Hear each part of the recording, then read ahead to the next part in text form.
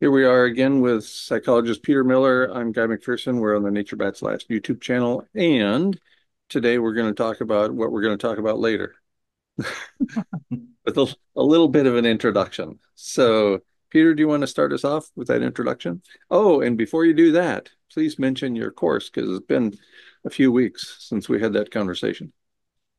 Oh, for sure. Well, for anyone who's interested in learning more about mental health, I offer a free course in, various aspects of mental health and a specific diagnosis, borderline personality, as I guess the main theme of the course, what it's wrapped around. It's at freebpdcourse.com. So you can learn about my experience with that and all the things that I learned over a period of about 10 years to help myself and the things that I regularly share with others in my work as a therapist. So again, that's at freebpdcourse.com. Go It ahead. would be great if we could get some people to send one of us an email message. We will set up some times to have a conversation. We were potentially going to invite anyone interested in honestly reflecting on their experience of this information, any mental health impacts and how they've been coping with the emotions that go with listening to this kind of thing. How do you process it? How do you deal with it?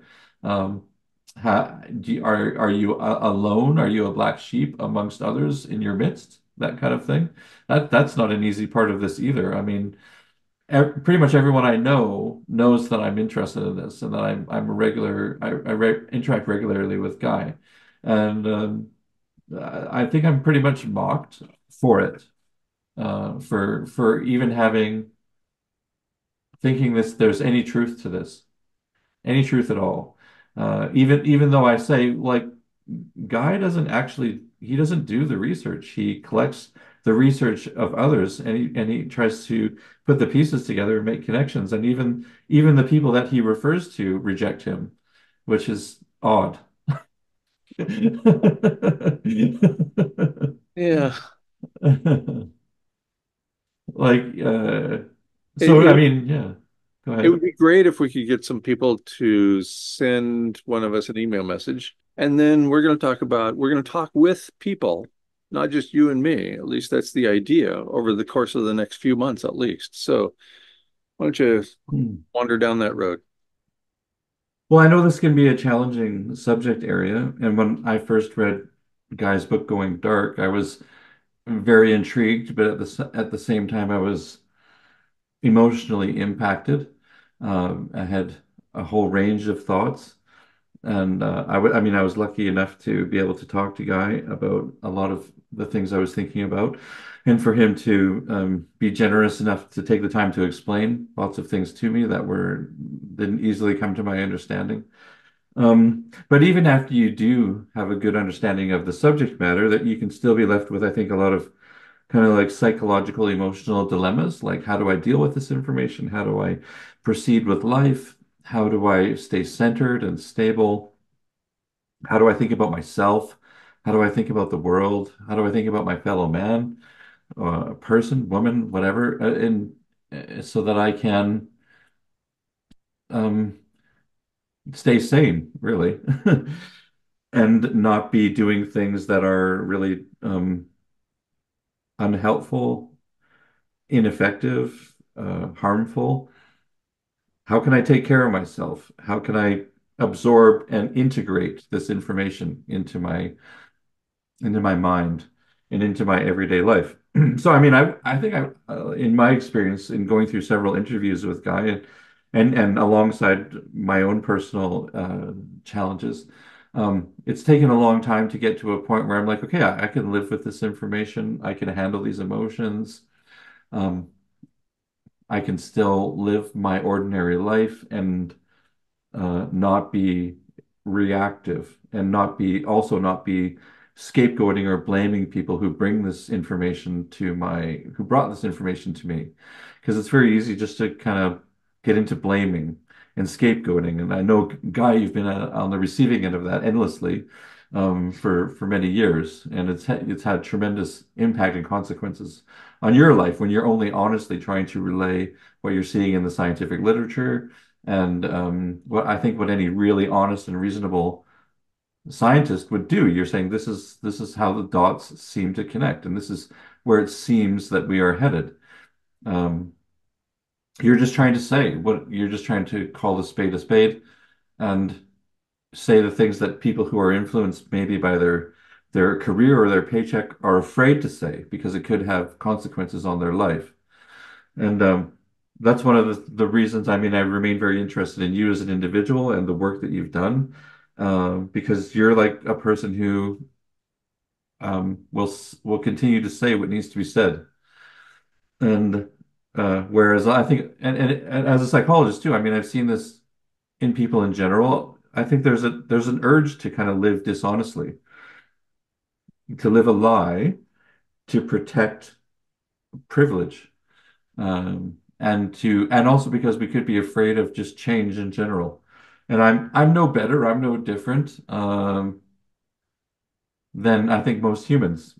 I think I've fallen into many of the common traps and trappings, and people continue to do this because in the context that we're in this industrial civilization, if we don't have a way to live, then we're going to suffer a lot, right? Oh, oh yes. If you don't, if you aren't able to access money, you're in real trouble.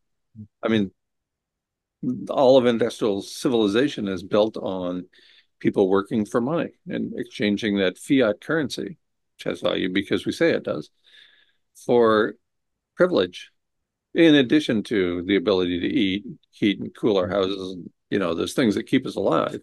hmm hmm Yes, money is everything in this culture. And yeah, and I think we're indoctrinated into that very early in our lives. We are indoctrinated into the belief system of money and everything that it can bring in terms of things and status and even affiliation, community. Um, we can have a false sense of security, a false sense of personal importance. I mean, there's a whole range of psychological things that goes along with this way of life, right? And if all these things weren't happening, probably people in my occupation wouldn't be nearly as busy because it leads to a whole lot of illness as well.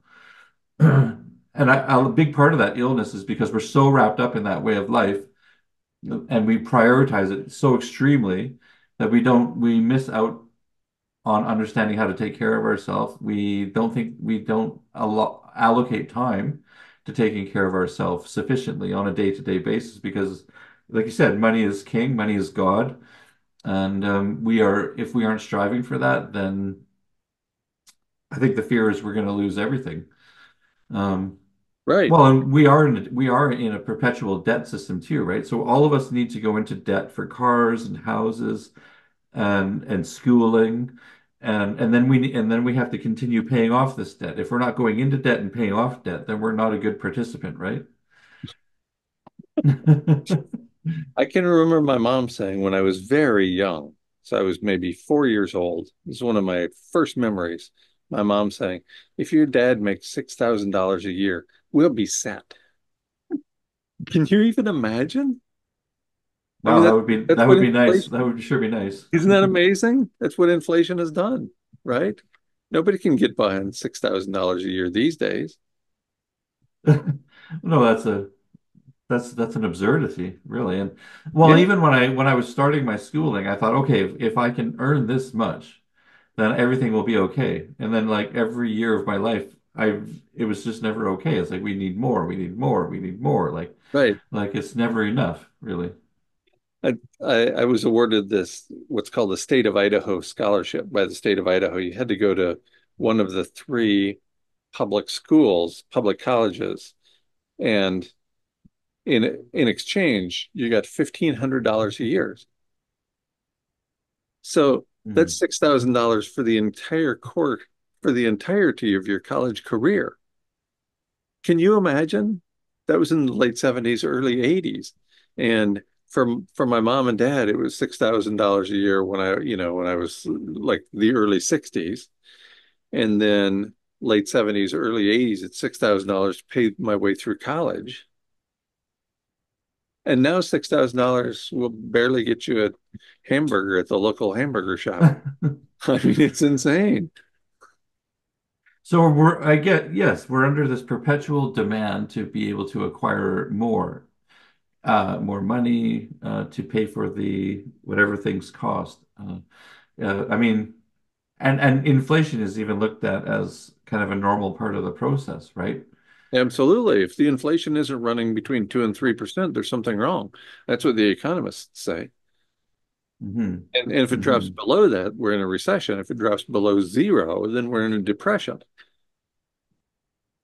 And I mean, and if you just imagine, like, how can endless inflation ever end well? Like, I just don't think it ever does. Like, it ends up in a big consequence eventually. Maybe people, if they, I don't know, I've always thought, like, if you can run a successful business and leverage the efforts of others, then maybe you can feel like not so much financial pressure and stress. Like if you can somehow harness and leverage people in the system, then maybe you can sit comfortably on your yacht or on your beachfront, and then you can be like, like everything's going to be fine because there's so many people working on my behalf, generating all this income that I can use to build my business and make my life easier. But I mean, I've never been in a position like that. I've always had to earn every hour. Every hour is what I get, right? Like I've never Right. been able to leverage people or the system to make a fortune. But And I'm guessing most people are like me, right? Like most people are like that. well, that's the definition of success within this set of living arrangements, is you get to sit on your yacht whenever you want. You get to do what you want all the time because other people are taking care of the things you must do to survive. They're taking care of the food and everything you need, and you just get to do what you want. And you also get painted as the good guy for creating opportunity for Right. others, right? So, I mean, you've built this business and now you're offering jobs and you're offering ways for people to make a living and get by in life. So you have become the good guy, the hero even, right? Because you're saving lives. I mean, Right. Exactly. you're saving them from poverty because you've offered them a way to serve you and make money. If you're fully indoctrinated into the system, I guess you would be like, yeah, you're the hero, you're the good guy, right? But then at the same time, I mean, you could look at like you're the slave owner, you're the leverager, Right. and we're not a lot different than the black people who picked cotton in the cotton fields. Like, I mean, you own us, don't Right. you? Well, that's You do own us. George Carlin had this skit, right, where he talked about the owners. He says, they own you. Don't think they don't, right? And it's basically the same thing. We don't feel like we're owned, and it's not based on race anymore. So it must be okay, but it's not. There are still relatively few people who make in the upper billions and more money than anybody could ever possibly spend in a lifetime. And they're the ones who make the rules. So, I mean, this is largely the culture I think that I was born into, and probably you were born into. Um, Even though we're 20 or 30 years apart. It doesn't make a huge amount of difference, right? I mean, you No, I'd were, say this is the culture my parents were born into and their parents before them. mhm, mhm. Really? I mean, there's relatively few people who make a vast proportion of the money, and then there's the rest of us. Right. And I mean, the strange thing, I think, is that if you're not thankful for the way that it is, then you're somehow disordered. Like you're kind of crazy. If you're thinking that, the people who have had the ambition to build some enormous business, whether it be like Apple or Google or any small family-owned business in any given city. If we aren't thankful for the effort that they put in to build that, then we would be really destitute and in a horrible situation. We need to be almost groveling at their feet, like, thank you so much for having the ambition to create a Home Depot. Right. Like, Yes. I mean, without you, I wouldn't be able to eat week to week, right? So Right. it's Yes. And so Bill Hicks had this great routine. Bill Hicks was a stand-up comic way back in the day. Have you heard of him? yeah, yeah, I've heard of it. The 12 industrial scum who run the world. Yeah. I left out the F word because of YouTube's unbelievably low standards. Mm. That wouldn't get by. But but he was talking about the 12, basically a relatively small number of people who are in control of pretty much everything. And I don't see much difference between there and where we are today. He died in the early 1980s. Right. So this was something that came out more than 40 years ago. So the general idea is this, right? To come up with a concept to try and build a company and be as ambitious as possible. Like, I mean, to build it as big as you can possibly build it and to be, to receive accolades for that kind of ambition because you're helping so many people, right, with your ambition. So then you have armies or whatever, just throngs of people buying into this way of thinking all across the world, right? Be as ambitious as possible, build as big of a company as possible. And then, in order for them to do that, what do they have to do to the earth to follow that philosophy? What what does it require? Or what do we have to normalize for them to do that? Like you need to be, it needs to be okay to take as much as they need to build the empire or the franchise or whatever, right? Because if we didn't allow them that permission, then we would be communist, right? Right, right. Daniel Quinn called them takers and leavers. There are those who leave things behind. There are those who don't take everything as if they own it all. And there's just this fundamental difference between people. And we are governed and to a certain extent controlled by the takers, the people who manage to get their grubby hands on everything and turn it into money for them. Like all of the most common products, like the computer or the phone, the smartphone, the things that almost everybody has, the television, right? Like, what did we have? I mean, but this is the question people don't ask. Like, what did we have to do to the Earth system, the ecosystem that actually that's the real thing that gives us life day to day. It's not the people who build empires. It's Earth has given us water, air, food. Like that's the hand that feeds. And but people confuse the hand that feeds. They say the hand that feeds is the business owner. But Right, no, I mean the hand that feeds is the system that we stand on. I mean the Earth that we stand on. That's a bizarre confusion, isn't it? Like it's so confusing to think the person who feeds me is the one who's I'm employed by. That's not the true hand that feeds. right. But anyway, we've come to believe that, right? By and large.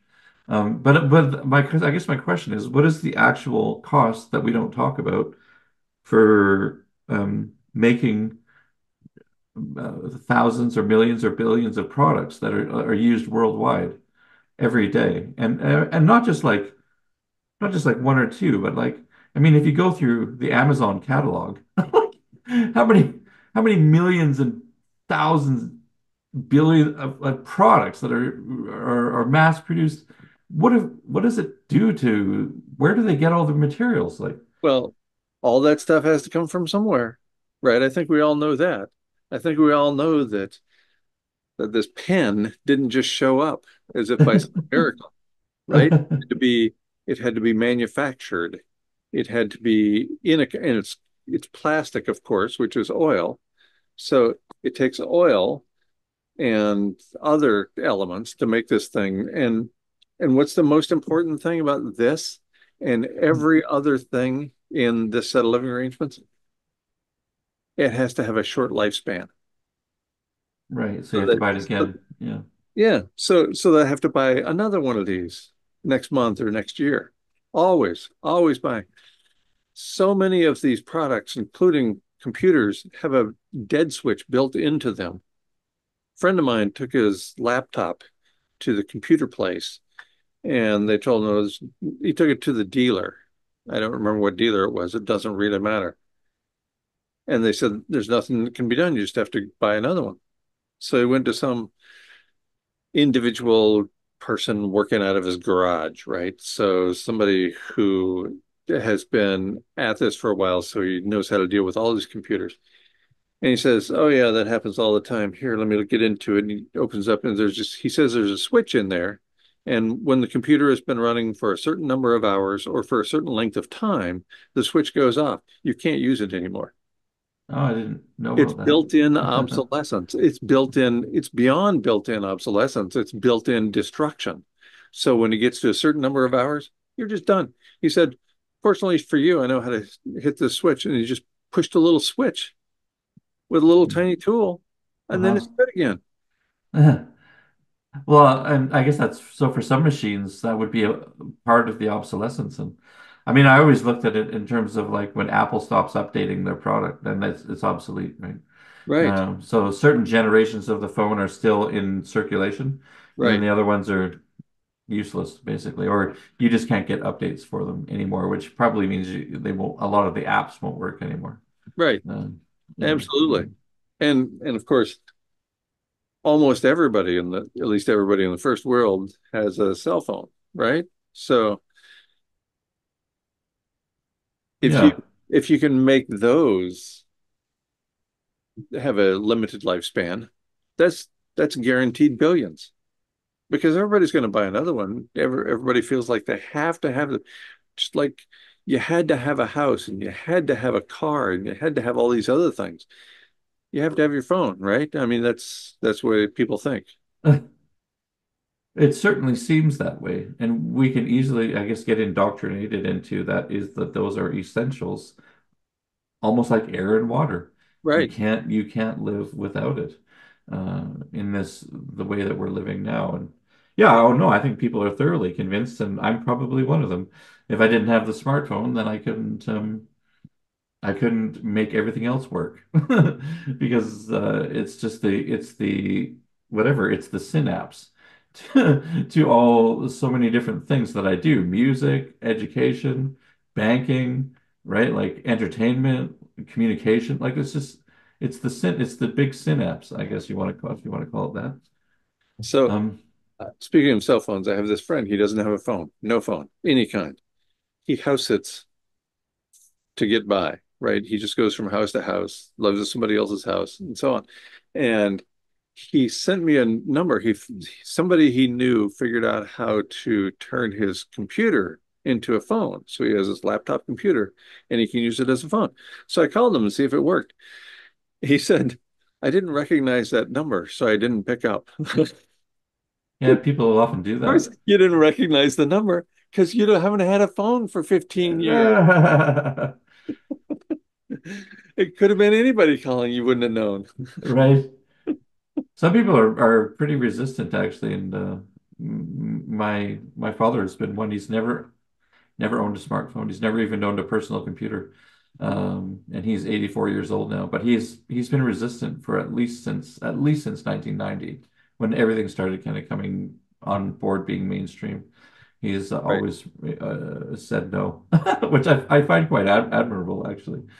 Um, That, uh, that was my dad.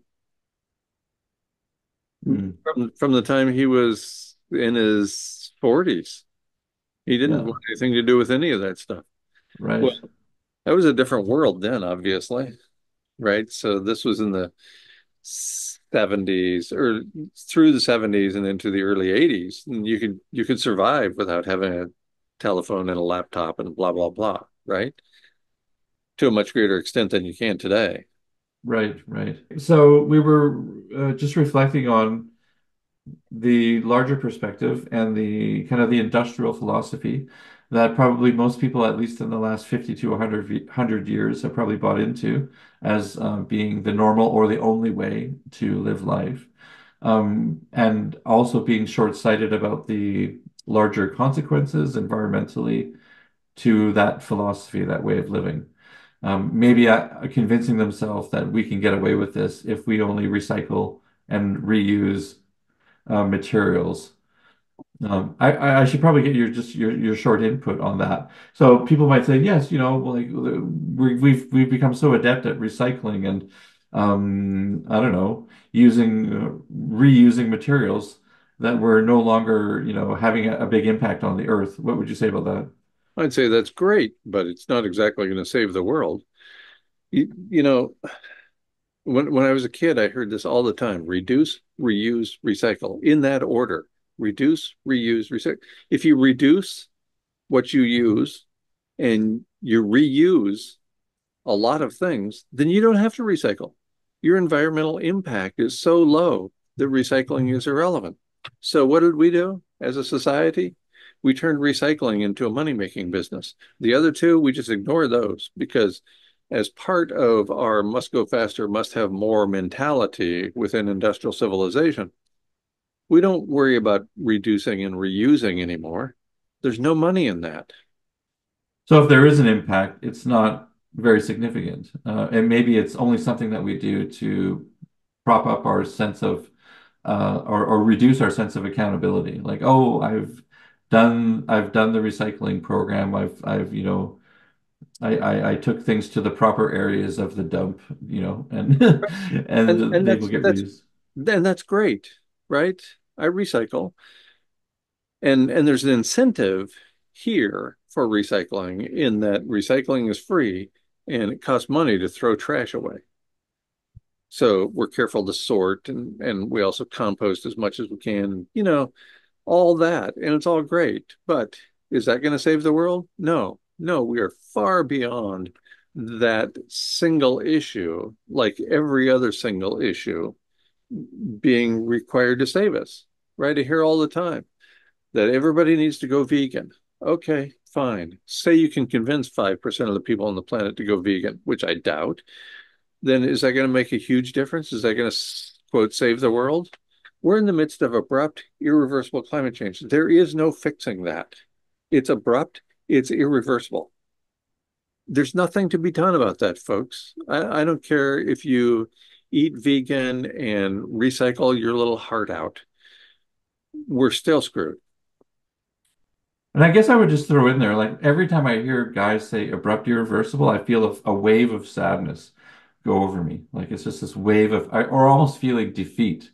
And I have to process that every time. And I used to get angry about it. And now I'm more willing to say, I feel sadness. I feel overwhelmed. I feel defeat. And it's okay that I feel this way. It's hard. And but it's understandable. I mean, if you're really to absorb those words honestly, right? And I don't think it's Guy's intention to inflict those feelings on us, but it just happens when you hear it, you know?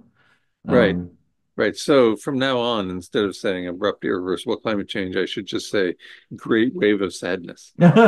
or yeah, that actually probably reflexively happens when you hear those kinds of words because it sounds terminal when you say those words, right? Right. And that is sadness inducing. So if you feel sadness when you hear words like that, like kind of like don't be alarmed. Like Right. of course it's understandable you would feel that way. And if you feel angry, try and go beneath the anger and go like it's quite sad to hear words like that. Mhm. But it's not like yeah, and again, it's not like you're trying to hurt. You're just trying to say the honest words. And they're not just your words, they're the IPCC's words as well. It's not just Guy's words when we hear irreversible. And the IPCC depends upon the peer-reviewed literature. They don't produce anything that isn't supported by the peer-reviewed literature. So they're not making this up either. They're not making this up to scare people and to make money off them. Right. No, it's just an honest reflection of the information being brought forth by the people who do the research work. right? It's And basically all that it is. and by the way, the IPCC was designed to fail. It replaced the Advisory Group on Greenhouse Gases during the Reagan administration in the United States. And there's an article on the Environmental Defense Fund website called How the IPCC Got Started. It's by Michael Oppenheimer, and it came out November 1st, 2007. And Michael Oppenheimer is not just some schmuck that you might find anywhere. He's the Albert G. Milbank Professor of Geosciences and International Affairs in the Woodrow Wilson School and the Department of Geosciences as Princeton University. So this is an intelligent human being. And he points out that when the IPCC got started, it was designed to fail. The US government saw the IPCC as a way to prevent the activism stimulated by my colleagues and me from controlling the policy agenda. So the IPCC was designed specifically to point people away from what was really going on. The Advisory Group on Greenhouse Gases, for example, said that we can't exceed 1 degree C above the 1750 baseline, or we're going to trigger the self-reinforcing feedback loops. The IPCC depended upon an economist to come up with a 2 degree mark. That's insane, Right, right. So, but not yeah. terribly surprising.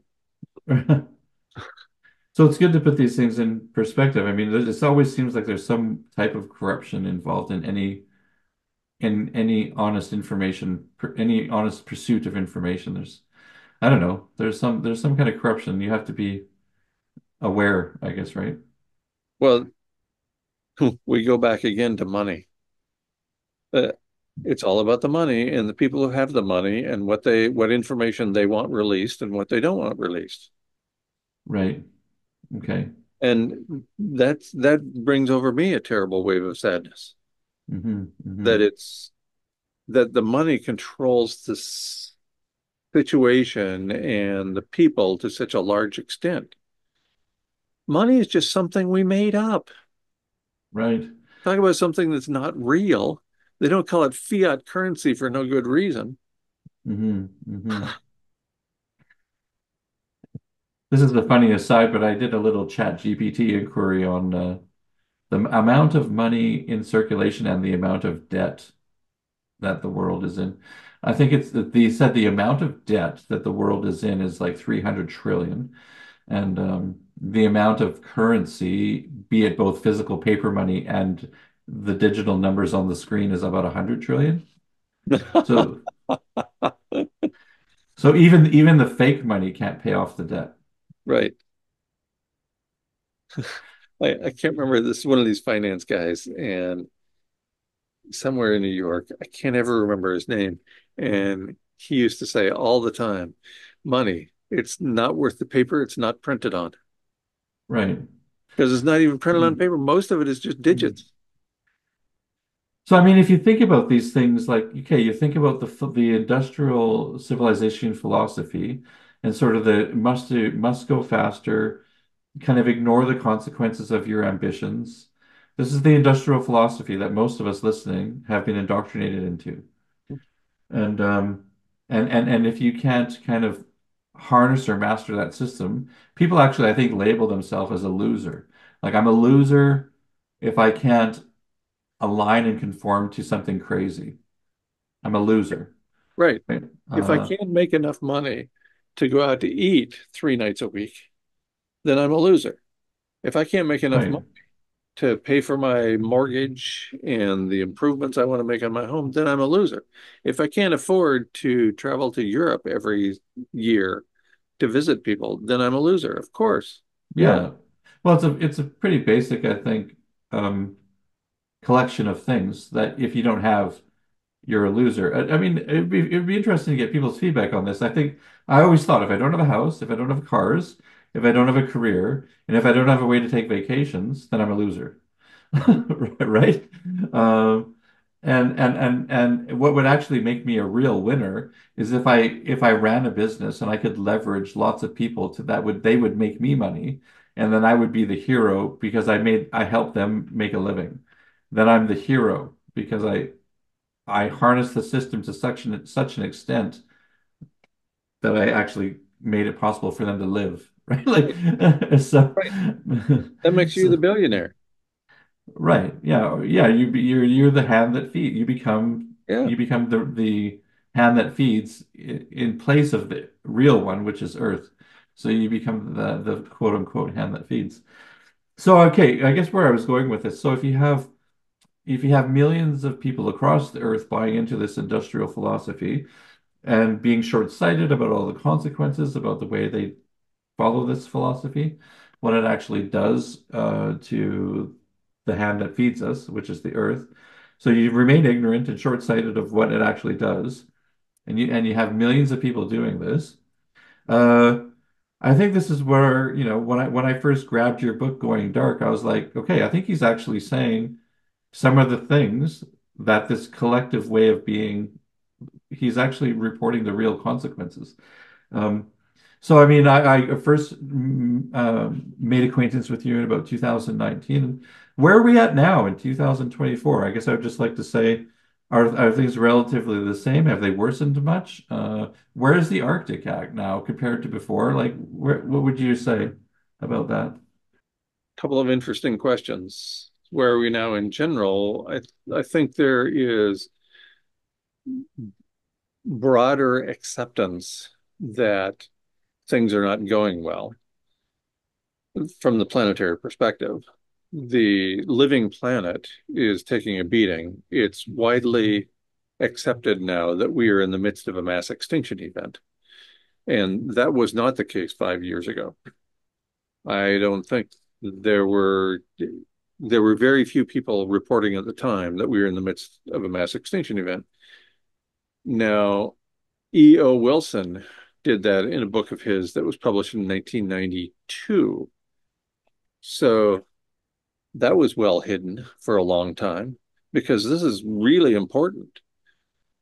Big, squishy organisms like us do not survive mass extinction events. We have abundant evidence to indicate that is the case. So when a person of E.O. Wilson's stature comes out and says that we're in the midst of a mass extinction event, that should be taken seriously. And it seems to have just slipped away, disappeared Hmm. Hmm. Hmm. more than 30 years ago. And so I don't know. And the same with abrupt, irreversible climate change. I'm sorry. I mean, the great wave of sadness that comes Yeah. over all of us, I'm sure, when we acknowledge where we are with respect to Earth system science. It's not something that we intended to have happen. No person said, "Oh, I want this to happen," right? It's just what happens when we have 6 billion and 7 billion and then 8 billion people striving for a successful life as defined by the privileges that most of us have come to accept as either privileges we really want or needs that we absolutely must have. Yeah, and I think I forgot to add in there like fame and fortune, right? So you have a house, cars, whatever. You have pets, you go on vacations, and you also have recognition. The fame and fortune is a part of it, right? At least on some level of recognition. Um, so I guess I was gonna say, like, where are we at for like parts per million greenhouse gases? Where is the Arctic at? Like, is it still right on teetering on the where it would be a blue ocean event? Like, where is it at that way? Harvard professor James Anderson was quoted by Forbes on January 15th, 2018. Quote, the chance there will be permanent ice in the Arctic after 2022 is essentially zero, end quote. Well, here we are, it's 2024, and we are not going to have an ice-free Arctic Ocean this year. The U.S. Naval Postgraduate School puts out their 6-month ensemble forecast starting in early to mid-April, and it indicates there's going to be about 4.5 million square kilometers of ice floating on the Arctic Ocean in late September, the end of the melt season for the year. So the chance there will be permanent ice in the Arctic after 2022 is essentially zero. Let's call that instead is essentially 100%. And we haven't had an ice-free Arctic Ocean yet. Because when Mm. we do, we're already undergoing the fastest rate of change in planetary history. And when we transition to an ice-free Arctic Ocean, that will accelerate unbelievably quickly. And the rate of environmental change dictates the survival of species, populations, and communities.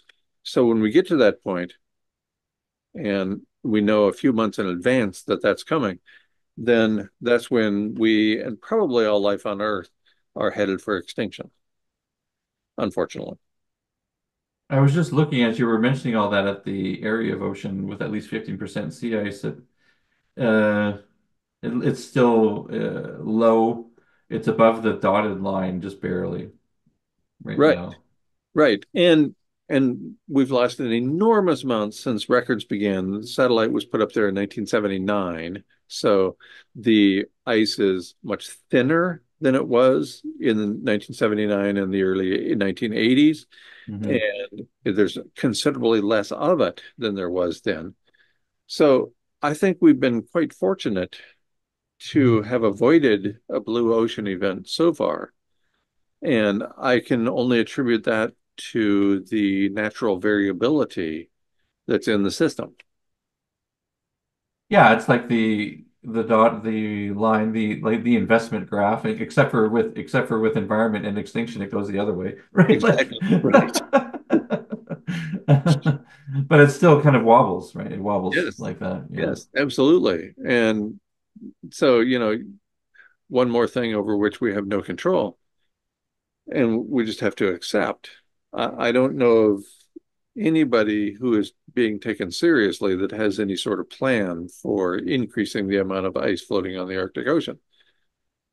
Right. I can't even imagine a way that that could be done. And the industrial mindset, the philosophy that we were going on about there for the last 20 minutes or so is that's not going anywhere.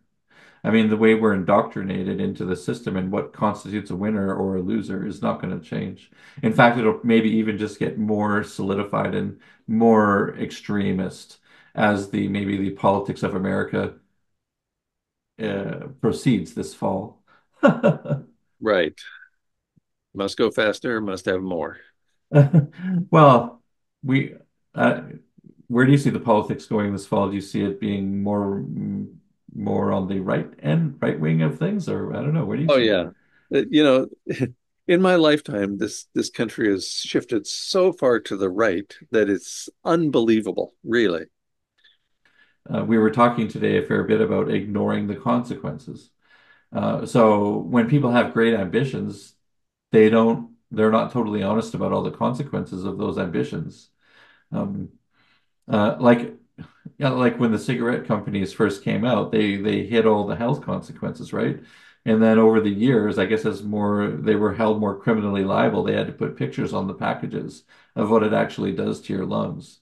Like, how are those cigarette companies any different than any of the other major corporations? Are they much different?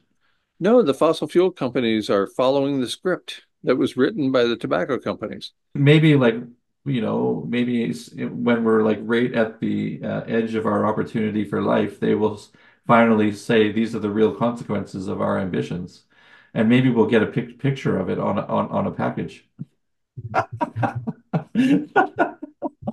Yeah, right. Oh man, I'm being so sarcastic. It's not even funny. Okay, not even funny at all. It's actually quite sad. No, I'm super curious to see, to have that more intimate conversation with a single individual. Like, I mean, it's one thing to meet in groups and, to have, group chats online and stuff. I mean, it's another thing to give a person an opportunity to really express how they're impacted. I guess not only being a participant in industrial civilization, but uh, having access to ideas and information like this. And what is it like? What does it feel like? Mhm. What does it feel like to learn about this? And where does it take you in your thinking? Where does it take you in your relationships? Has it done anything? that you would say would be, I don't know, difficult to manage? And if so, how can we support you in working with those challenges? Because I don't think this is an easy, I've never thought this was an easy subject um, to talk about freely. Uh, and to, I guess, make yourself kind of vulnerable in these ways. But I mean, I kind of stopped caring about I guess, my larger reputation. I thought I'm just going to be an honest person who I'm going to share openly what I'm interested in, and also how I've been affected by living in this world. And it's been really nice actually meeting with Guy to see a lot of the associations with how he sees the world. And I mean, not only is the earth being harmed, but people are harmed in the process of living industrially. This is not a consequence-free existence. Right. Right. Right. Absolutely. You can't, I mean, the Industrial Revolution tells us that industry has taken hold. How? By burning fossil fuels. The consequences of that, I think, are broadly known at this point, despite the fossil fuel companies and their attempts to negate or lie about the damage. I think most people know this is Right. worse than cigarettes because cigarettes affected one person or one household. This affects everybody. And I'll add one extra thing just to be extra provocative because I just love to be provocative. And I really think that a lot of the world religions are used or potentially were even made to to explain things away in a way that things that are not real. So you can have a scapegoat. You could say, it's not us, it's the evil influence that is making all these horrible things happen. When in fact, everything that we're experiencing is our own invention. It's not some invisible evil influence. Anyway, that's my extra provocation. If you want to talk on things on that level too. Yes, of course, that's a great idea.